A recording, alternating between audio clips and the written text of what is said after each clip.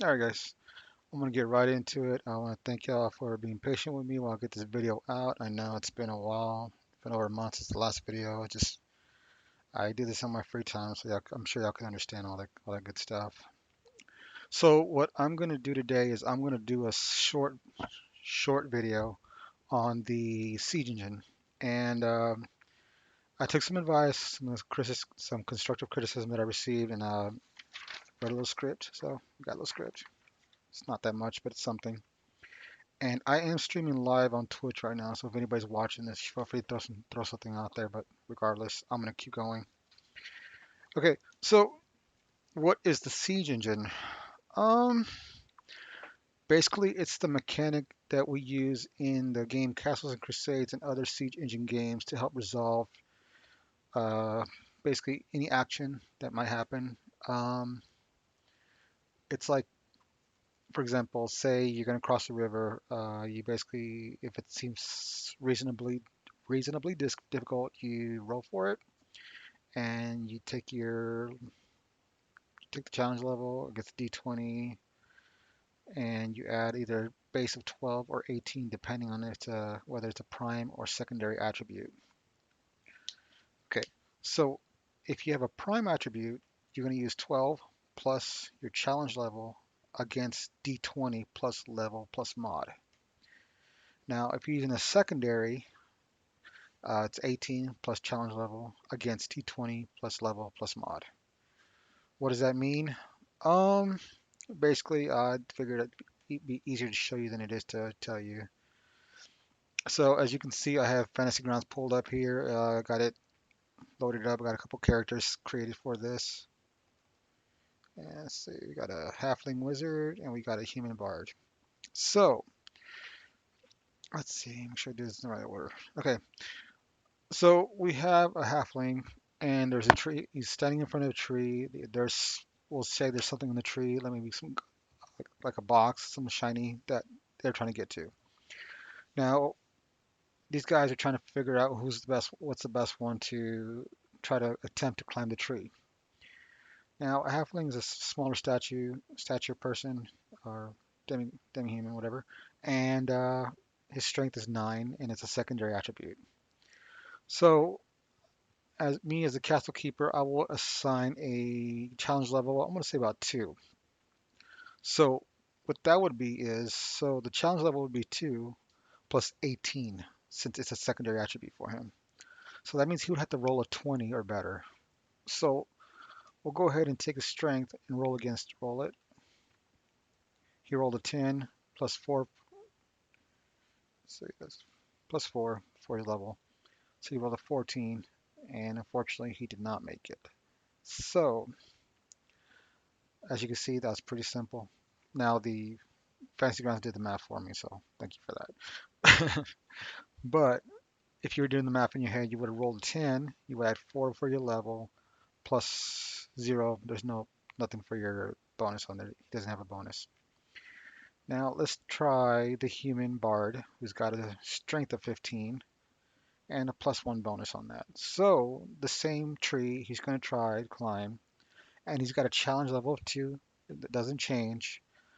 But this time, instead of using a you'd be 18 plus 2, it'd be 12 plus 2. So in this case, he would have to roll a 14 or better. So let's go ahead and take a 14. Let's see what we got here. He rolls a 14 plus 5. So how does he get the 5?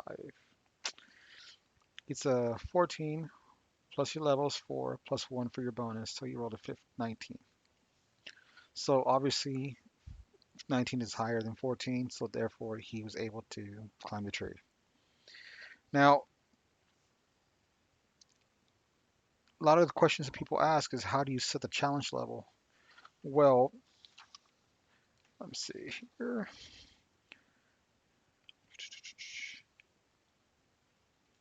The challenge level can be anywhere from 1, 2, 3, I believe up to, I mean, you can go as high as 10 if you really want to, or even higher than that if you just want to, if it's, you can do up to 20 if you like, if you want something like a godly feat of some sort. Say you're in a battle and you need to climb, you need to make your way, run across a ravine or something, and it's like it's one of those 1 in 100 shots. In that case, it'd be a challenge level of 20 plus your plus level plus your roll. So that'd be a good example of that. Well, the player's handbook on page 164 says a challenge level 1 through 5 is easy. Challenge level 6 through 10 is difficult. 11 through 15 is very difficult. And finally, 15 to 20 is heroic, just like I was mentioning about that earlier. And like I said, let me do a couple more examples and then I'll go and cut this short because like I said, make this a simple video. I know I've been kind of working on the script, so it's just much of the script. It's in my free time. So let me see. We'll try one more example. Let's try another. Hmm, let's see here. Let's try dexterity. That's a good one. Now the halfling is a smaller stature demi-human, so they're able to move around more. So the halfling's dexterity is 18 and a plus 3. And yes, it is, although that is a secondary attribute. So we'll say the same tree, there's like a opening that only opens every so often. Like maybe it opens up for a split second and then it closes. And there's a magic wand of some sort, or maybe some kind of magic item that the party wants. So in this case, dexterity would come into play. So we'll say because it's only open for like let's say 2-3 seconds and it closes. We'll say I'm going to assign it a challenge level of 4. So in this case, I would roll 4 plus 12 if it's a primary, or 4 plus 18 if it's a secondary. So it is 18 for the halfling because he has an 18 because it would be a secondary because dexterity is one of his secondary attributes. So it would be 18 plus 4 plus level. So let's try this. So he rolled a 9 plus 7 plus 6 equals 16, which means they was not successful. So so he would have to score 22 or better, so that wasn't successful. So let's try one more. Do another dexterity check just to kind of see what we're doing here. 15. Yep, still not successful. That's fine. All right, let's try the bard. His dexterity is 10, and also not a secondary. It's also secondary. So in this case, it would be still be 18 plus challenge level 4. So it would still be 22. And unless he rolls like a perfect, let's see, he rolled a 7. No, it'd be 11. That's not. It's not successful. Let's try one more. Oh, he rolled 18. Still not successful. In this case, he would probably have to roll a perfect 20 to be successful. That's okay. I'm gonna do one more example and then we'll go and close it for the night. All right, intelligence, mm, charisma is 13. Okay, oh, this is a good one. All right, charisma check. Now let's say the same tree.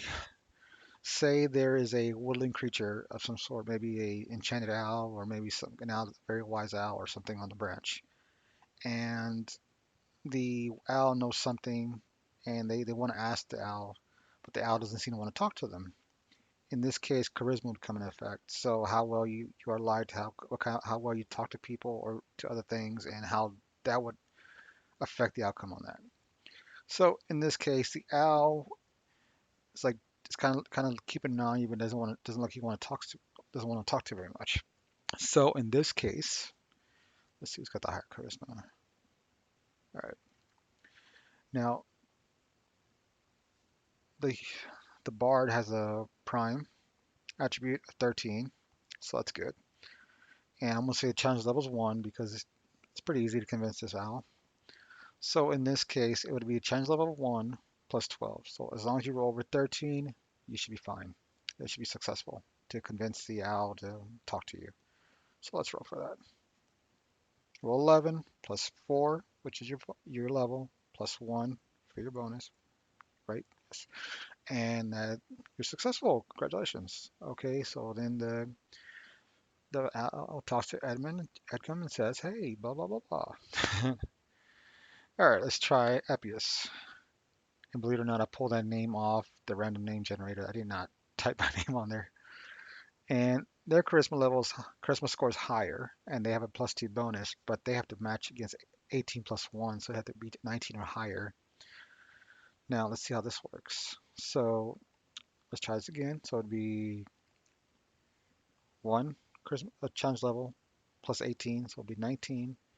So let's see what we got here. It's 15. Yep, that's successful. So you scored 21 because it's 815 plus 4 plus 2 for your bonus. So that comes out to 21. And as you see, that's a success. That was a successful roll. Sorry. Well, I hope that helps somebody out. If might brush up on this again and kind of cover this topic once more. Like I said, I will try to put another video out soon. I'll leave some comments. I'm gonna post this on Facebook. I might post this on YouTube, and let me know what you think, and we'll go from there. I just want to say thanks to everybody out there, and it kind of gave me some good words on the videos and good constructive criticism. But I especially want to give a shout out to Jesse, Carl, Mike, and Liz Stewart from the Crusader Podcast.